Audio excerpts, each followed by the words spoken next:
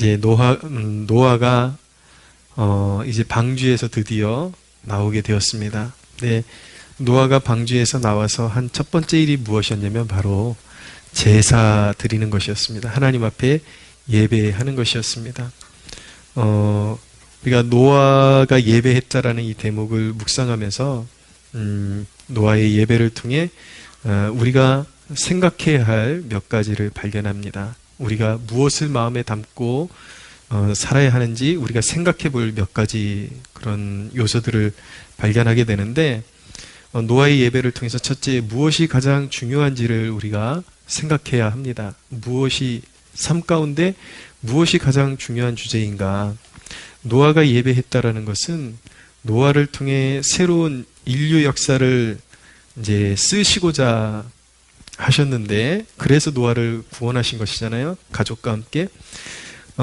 그렇게 새로운 인류의 역사를 쓰시고자 하셨을 때에 사람에게 원하셨던 그런 새로운 역사의 그런 출발의 그 지평에 놓여있는 인류에게 하나님이 원하셨던 것이 바로 예배였다라는 것을 가르쳐주고 있는 것입니다. 인생의 가장 중요한 일이 무엇인지를 가르쳐주는 것이죠. 오늘 말씀에 보면 노아가 예배했을 때에 하나님이 그 향기를 받으셨다라고 말씀하고 있습니다. 어떻게 표현하면 하나님이 그동안 죄인들에게 시달려 오셨다라고 표현할 수 있습니다. 마음이 한순간도 편하신 적이 없었습니다.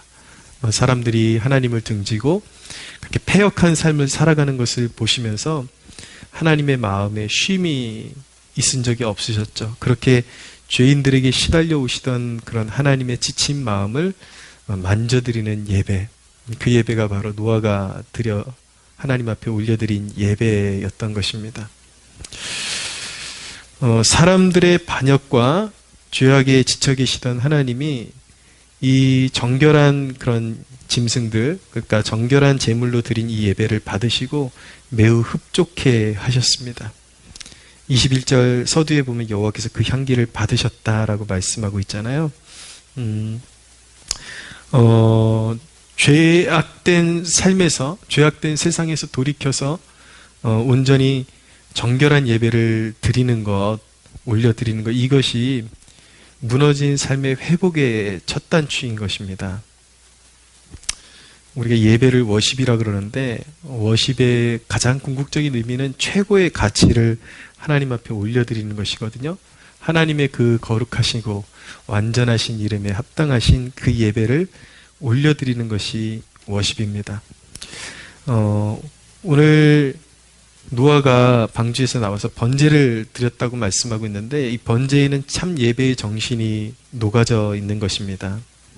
번제라는 것은 피를 흘려서 태워드리는 그런 제사인데, 이것은 먼저 그리스도의 희생을 예표하는 제사입니다. 그리스도께서 피 흘려주시고 자신을 완전히 송두리째 이제 태워드리는 그런 희생의 제사를 그리스도께서 올려드릴 것을 이제 예표적으로 보여주는 것이고, 또 하나의 번제의 의미는 바로 예배를 드리는 존재가 어떻게 헌신해야 되는가를 가르쳐 주는 것입니다. 완전한 헌신을 의미하는 것입니다. 자신을 완전히 하나님 앞에 태워드리듯이 그렇게 완전한 헌신을 하나님 앞에 드리는 것이 바로 예배의 정신인 것입니다.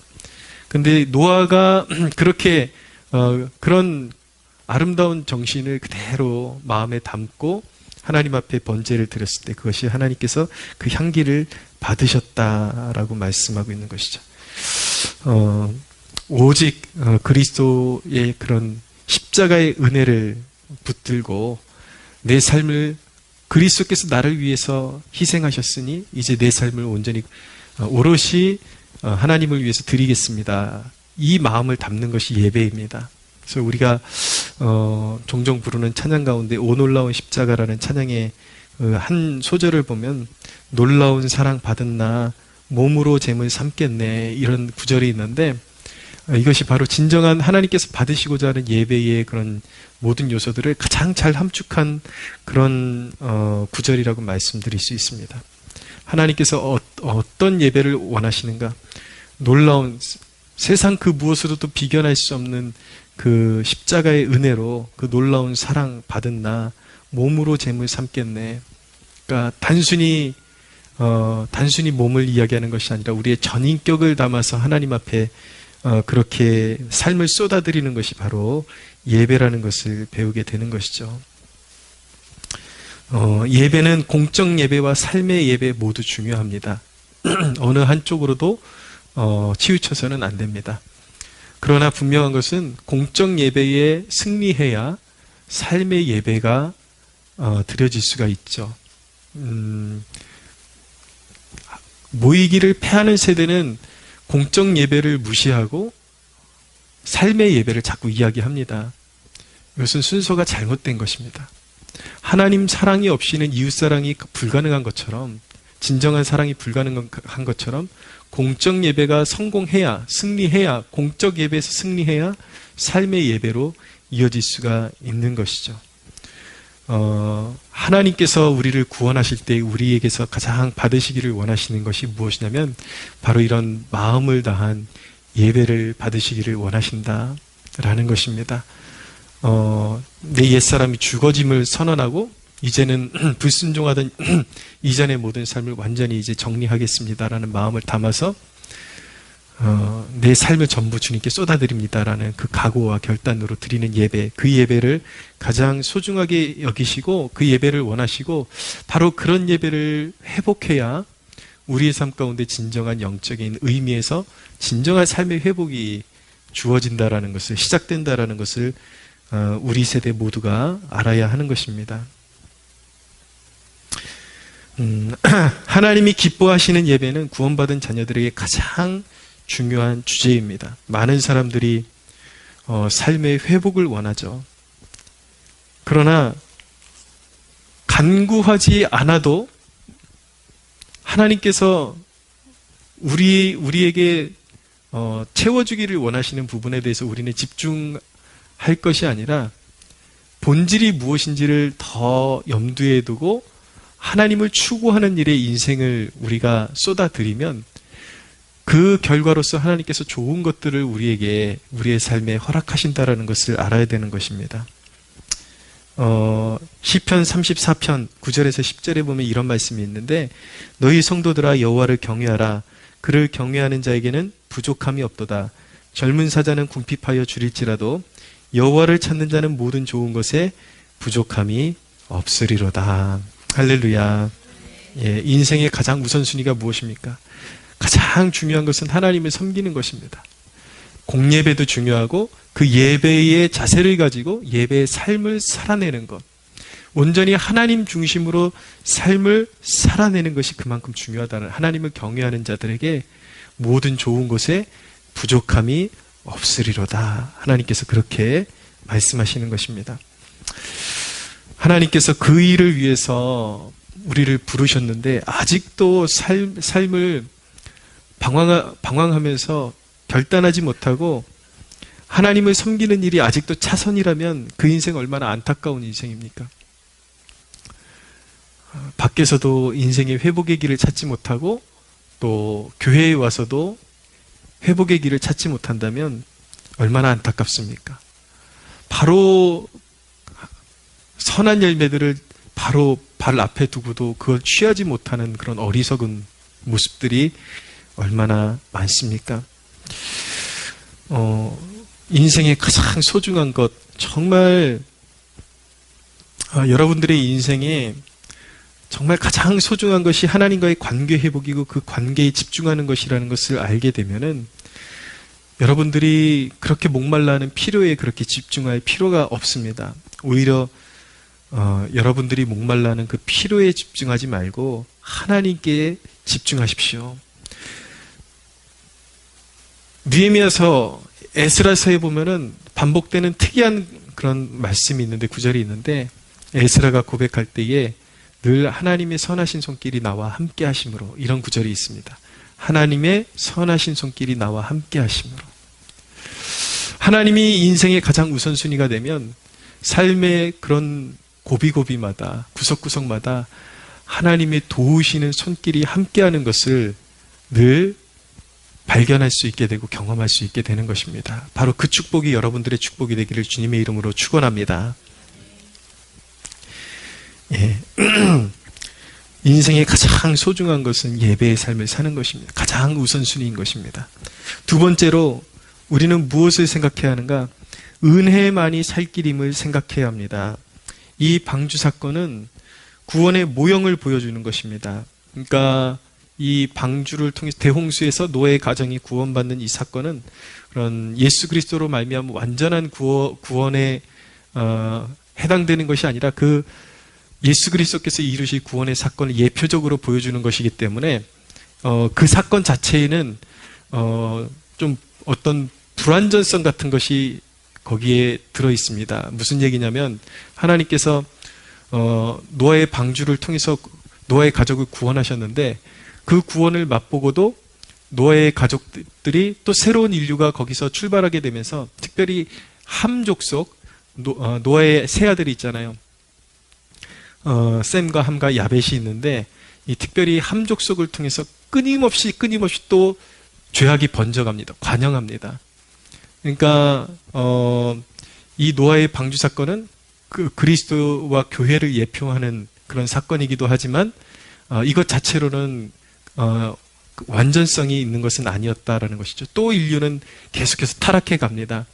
그런데 그것이 하나님이 실수하신 것이 아니라 하나님이 그것을 아시고도 이 사건을 보여주신 것인데 그 이유는 무엇이냐면 인간의 죄의 깊이가 얼마나 깊은지를 알게 해주시기 위해서 하나님께서 방주를 통해서 구원의 기회를 주셨음에도 불구하고 인간의 그 죄에 대한 본성은 결코 인간의 방법으로 어떤 방법으로도 해결 받을 수 없다라는 것을 알게 해주셔서 결국은 온전히 하나님의 은혜, 그 십자가의 은혜가 아니면 인간에게는 가망이 없다라는 것, 얼마나 인간이 가망이 없는 존재인지를 하나님께서 실제적으로 보여주시기 위해서 이런 사건을 기록해 놓으신 것입니다. 그래서 인간은 정말 방주에서 구원해내도 또 타락해내고 또 타락해내고 또 타락하고 끊임없이 타락하는 게 인간이에요. 그래서 인간의 본질은 하나님의 은혜로 변화받지 않으면 인간 스스로는 결코 구원에 이를 수 없음을 보여주는 것입니다. 사람이란 어떤 존재인가 다시 한번 우리가 각인할 필요가 있는데 21절에 보면 여호와께서 그 향기를 받으시고 그 중심에 이르시되 내가 다시는 사람으로 말미암아 땅을 저주하지 아니하리니 이는 사람의 마음이 계획하는 바가 어려서부터 악함이라. 사람의 마음이 계획하는 바가 어려서부터 악함이라 라고 말씀하고 있습니다. 인간이라는 존재는 태어나면서부터 악한 존재다라는 것을 성경이 분명히 말씀하고 있는 것입니다. 누구도 아무리 어린아이라 할지라도 순진해 보여도 누구도 그 십자가의 은혜를 붙잡고 변화받지 않으면 깊은 회개를 통해서 변화받지 않으면 결코 구원받을 수 없는 것입니다. 하나님은 인간이 그 악한 대로 벌하시게 되면 나만할 수 없다라는 것을 아셨어요. 그래서 하나님이 인류를 당장에 심판하지 않으시는 이유는 이제 노아의 그런 방주 사건 이후로 하나님께서 그와 같은 어떤 인간이 이제 조금 죄악이 관영하면 그런 심판을 되풀이하지 않으시는 이유는 무엇이냐면 바로 그리스도의 희생 때문인 것입니다. 예수님의 완전한 희생제사를 받으시고 죄인들이 그 온전한 사랑을 깨닫고 돌이키도록 하나님의 정하신 백성들이 모두 돌아오기까지 하나님께서 참으시는 것입니다. 이 세상에 존재하는 사람들 가운데 그 본성이 착한 사람은 결코 존재하지 않습니다. 우리가 가슴에 새겨야 되는 것은 이 세상에 존재하는 그 어떤 어린아이라 할지라도 나이 고하를 막론하고 어떤 사회 속에서 어떤 그가 선한 일을 하는 것처럼 보이든지 그 인간의 본성 자체가 착한 사람은 존재하지 않는다라는 것이 바로 성경의 증언인 것입니다. 우리가 그것을 굳이 깊게 설명하지 않아도 알 수 있는 증거가 무엇이냐면 모든 사람은 깊은 죄에 빠져 있기 때문에 하나님보다 세상을 기뻐하는 것이 바로 인간입니다. 아무리 착해 보여도 소용없습니다.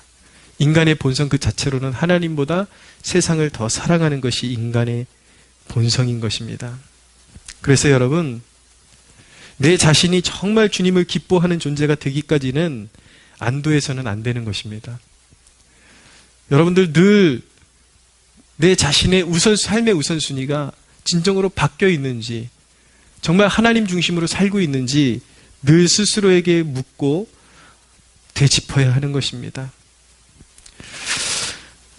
만약에 내 인생 가운데 내 인생이 정말 하나님 중심, 그리고 주님이 기뻐하시는 그 삶을 인생의 가장 소중한 것으로 여기지 못하는 그런 상태에 있다면 변화받은 마음으로 주님을 가장 귀히 여기는 사람이 되도록 그 은혜를 부어주시도록 겸손하게 주님 앞에 간구해야 되는 것입니다. 할렐루야. 네. 이미 회심을 경험한 분들도 마찬가지입니다. 이미 회심을 경험한 사람들도 은혜 없이는 살 수 없다라는 것을 가슴에 새겨야 하는 것입니다. 내가 회심을 경험했어도 끊임없이 우리의 죄된 본성에서 그런 하나님의 뜻에 역행하는 마음이 자꾸 올라오고, 우리가 생각하는 것보다 더 많이 실수를 저지르기 때문에 우리가 구원의 삶을 영위하기 위해서는 단순히 우리의 노력이 필요한 것이 아니라 그 누구라 할지라도 우리에게 우리의 신앙 여정에 가장 중요한 것은 은혜 받는 것입니다. 우리는 늘 하나님의 존재 앞에 나가서 우리의 마음을 녹이시고 우리의 마음을 계속해서 만져주셔서 완고한 마음이 누그러지고 부드러운 마음으로 변화돼서 주님의 말씀에 기꺼이 반응하며 순종하며 따라갈 수 있는 그 은혜를 달라고 기도해야 하는 것입니다. 할렐루야. 여러분, 전쟁의 참화 속에서 구해야 하는 것도 바로 은혜입니다. 지금 이스라엘과 하마스의 전쟁이 지금 일어났지 않습니까?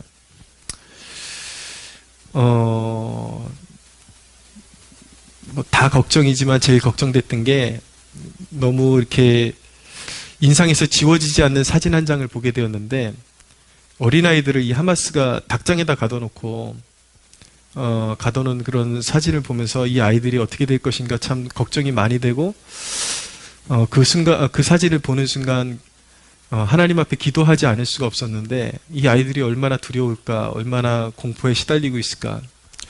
근데 또 오늘 뉴스를 보니까 이미 이제 많은 시신들이 가자지구 안에서 발견되는데, 그 포로로 잡혀갔던 아이들까지도 이미 이제 참수된 상태로 발견이 되고, 그런 지금 지경에 있다고 합니다. 죄와 욕망으로 가득한 인간이 존재하는 곳에 참 평화란 존재할 수 없습니다.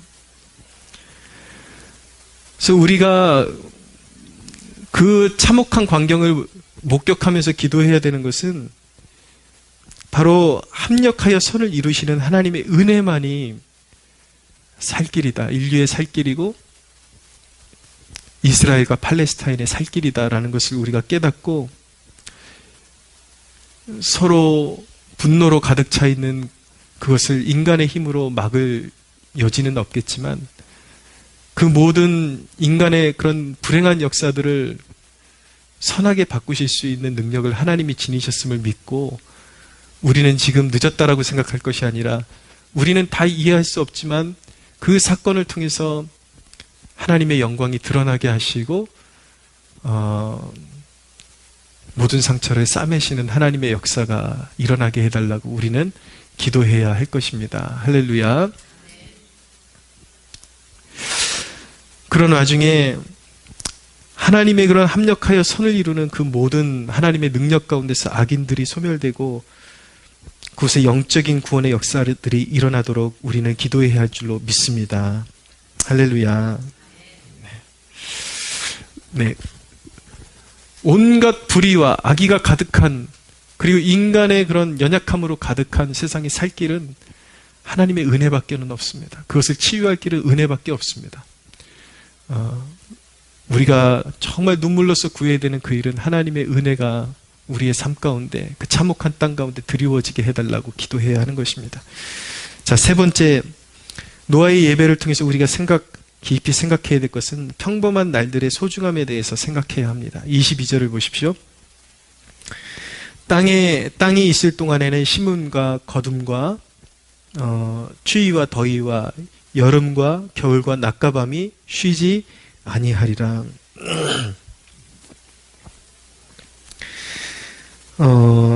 이 말씀은 이제 홍수 심판을 다시는 내리지 않으시겠다라는 그런 결단이 담긴 말씀인 것입니다. 인류의 마지막을 고할 때까지는 하나님께서 이제 국지적인 심판을 얘기하는 것이 아니라, 아직도 홍수는 간헐적으로 일어나죠.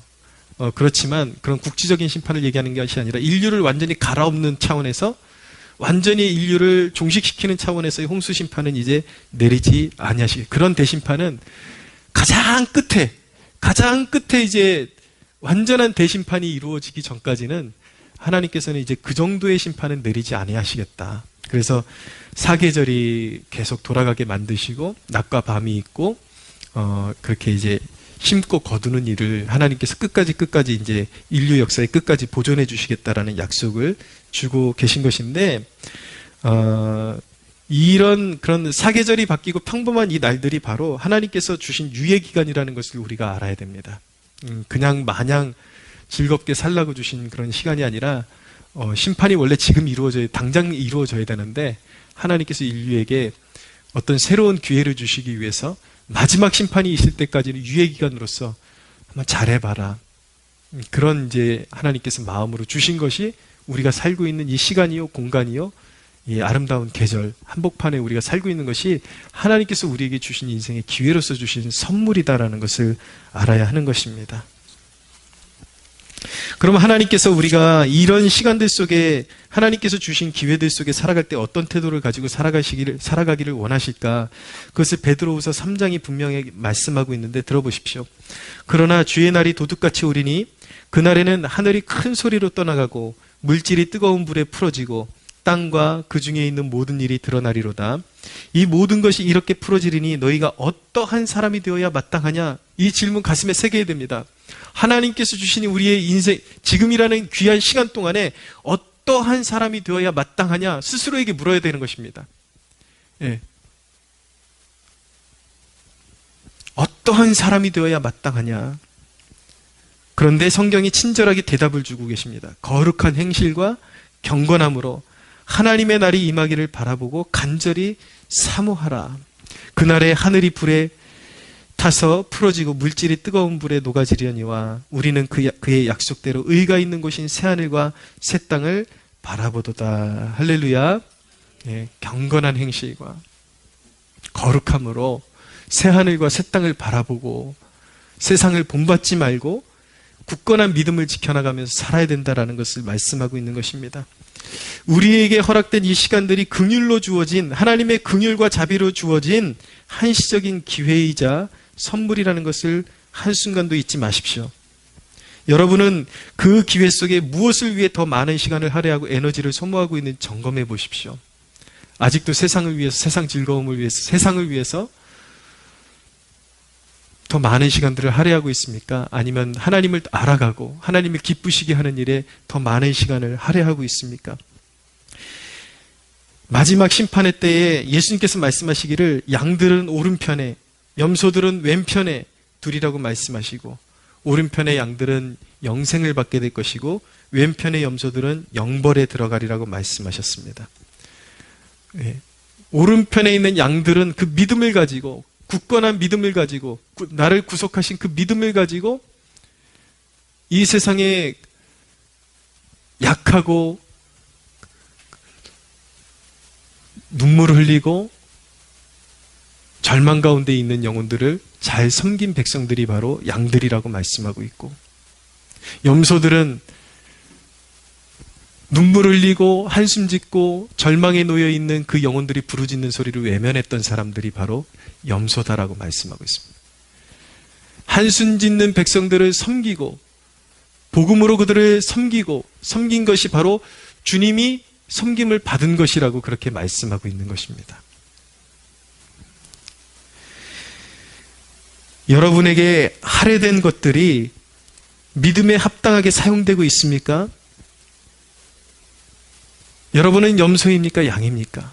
내 자신은 양입니까? 염소입니까? 우리의 믿음은 양에 합당한 그런 행실을 가지고 있습니까? 사랑하는 여러분, 지금은 생명줄을 던져서 사명 감당해야 될 기간인 것입니다.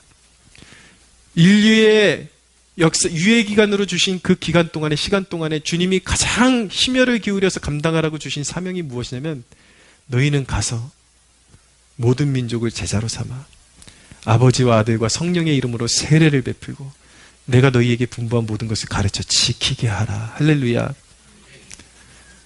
우리가 무엇부터 회개하기 시작해야 될까요, 여러분? 예, 여러분들 나름대로 신앙생활 잘 하시는 것 알고 있습니다. 예, 수요일 이 시간에 여기 나올 정도면 여러분 최선을 다하고 있는 것 분명합니다. 그렇지만 그럼에도 불구하고 우리가 회개해야 되는 것은 무엇이냐면 복음에 대해서 너무 소극적이라는 것입니다. 복음 증거에 대해서. 하나님께서 우리에게 유예기간에 주신 이 시간 동안에 가장 우리 에너지를 쏟기를 원하시는 것은 바로 복음 전파이고 선교의 사명인데, 우리는 이런 핑계 저런 핑계로 복음에 대해서 그렇게 심혈을 기울이지를 않습니다. 그것부터 회개하고 넘어가야 되는 것입니다. 우리는 되든지 안 되든지 우리에게 성령을 부으사 담대한 복음의 증인이 될 수 있게 해달라고 기도해야 할 줄 믿습니다. 할렐루야. 여러분들 한 사람 한 사람이 꾸준히 마음에 품고 기도하면서 하나님께로 인도하려고 애쓰고 있는 그 영혼 있습니까? 오늘부터 품으십시오. 되든지 안 되든지 그 영혼을 품고 지속적으로 두드리십시오. 그것이 주님을 기쁘게 해드리는 삶이고 그것이 여러분들에게 이 시간과 공간을 주신 이유입니다.